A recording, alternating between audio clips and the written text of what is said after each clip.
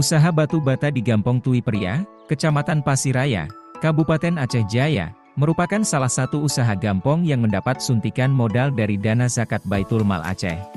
Pada tahun 2021, aparatur Gampong mengambil langkah berani untuk mengembangkan ekonomi lokal dengan merintis usaha produksi batu bata. Badan Usaha Milik Gampong atau BUMG memimpin langkah ini dengan menginvestasikan dana desa senilai 200 juta rupiah. Dana tersebut digunakan untuk modal membuka lahan dan membangun dapur pembakaran. Usaha pada tahap awal memang dapat berjalan, tapi proses produksi mengalami hambatan karena tidak didukung oleh fasilitas yang memadai. Solusi datang dari Baitul Mal Aceh pada tahun 2022 dengan menyediakan modal zakat produktif senilai 100 juta rupiah melalui Baitul Mal Gampong atau BMG.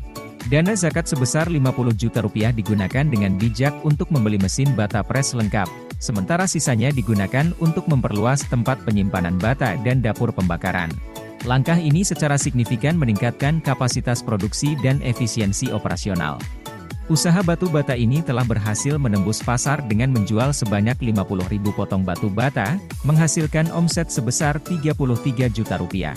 Angka ini menggambarkan kontribusi positif zakat produktif bagi perkembangan usaha desa. Usaha ini juga memberikan hasil positif bagi masyarakat kurang mampu di desa setempat.